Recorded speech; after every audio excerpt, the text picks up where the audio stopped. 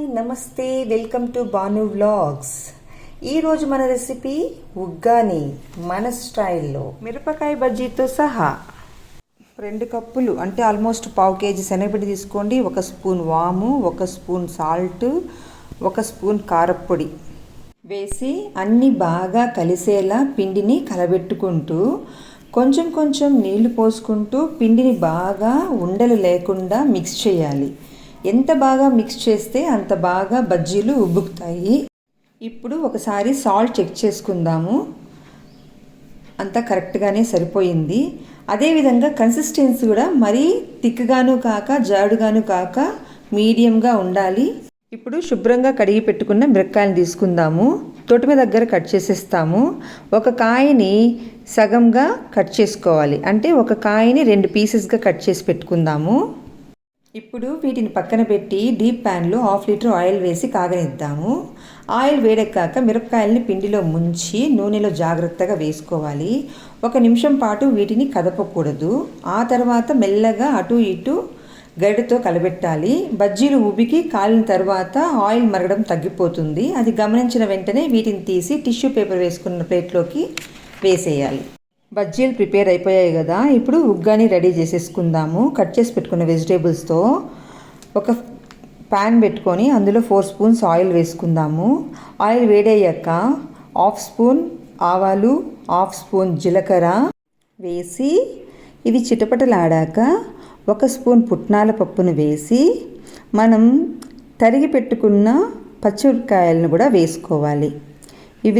వీటన్నిటిని వేయించుకుంటూ కట్ చేసి పెట్టుకున్న క్యాప్సికమ్ ముక్కల్ని యాడ్ చేసుకోవాలి. వీటిని వేపుకుంటూ ఉల్లిపాయ ముక్కల్ని కూడా యాడ్ చేసుకొని పచ్చి వాసన పోయేంత వరకు వేయించుకోవాలి. ఇప్పుడు టొమాటో ముక్కల్ని కూడా యాడ్ చేసుకోవాలి. వీటిని నూనెలో ఇలా నిమిషం పాటు మగ్గనిచ్చాక 1 స్పూన్ సాల్ట్ వేసుకోవాలి. సాల్ట్ అనేది మీ ఆప్షన్ అండి. మీరు ఇంకా తక్కువ కూడా వేసుకోవచ్చు. అది మీరు తీసుకున్న బొరుగులను బట్టి. చప్పడి బొరుగులు అయితే ఒక రకము, మామూలు బొరుగులు అయితే ఒక రకం అండి. ఇప్పుడు ఇందులో 1/2 స్పూను పసుపు వేసుకుందాము. బాగా ఒకసారి మిక్స్ చేసేసుకుందాం. ఈ ప్రాసెస్ అంతా మనము మీడియం ఫ్లేమ్లోనే కుక్ చేసుకోవాలి. ఇప్పుడు 1 స్పూను గరం మసాలాను కూడా వేసుకుందాము. ఈ గరం మసాలా సాల్ట్ అంతా బాగా పట్టేలాగా 1 నిమిషం దీన్ని వేయించుకుందాము.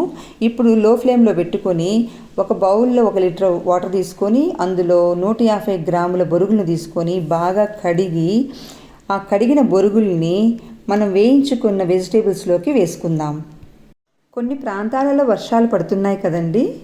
దోమల బెడద బాగా పెరుగుతుంది. వీటిని తరిమి కొట్టడానికి రకరకాలుగా ప్రయత్నిస్తూ ఉంటాము. ఒక చిన్న చిట్కా మీకోసము. వేప నూనెలో కొంచెం నీళ్లు కలుపుకొని కాళ్లకు చేతులకు అప్లై చేసుకోండి. దోమలు మీ దగ్గరకు కూడా రావు. ఇలా బొరుగులన్నింటినీ వేసుకున్న తరువాత బాగా వేయించుకుంటూ ఒకసారి దీన్ని సాల్ట్ చెక్ చేసుకొని 5 నిమిషాల పాటు మీడియం ఫ్లేమ్లో వేయించుకుందాము. ఇప్పుడు మనము తరిగి పెట్టుకున్న కొత్తిమీరని చల్లేసుకొనేసి స్టవ్ ఆఫ్ చేసుకునేద్దాం. క్యాప్సికమ్ ఫ్లేవర్తో ఉగ్గాని రెడీ. ఇప్పుడు ఈ ఉగ్గానీని మనము ప్లేట్లోకి సర్వ్ చేసేసుకుందాము. ఇప్పుడు మనం ఆల్రెడీ ప్రిపేర్ చేసి పెట్టుకున్న బజ్జీలకి స్టఫ్ను చూసేద్దాము.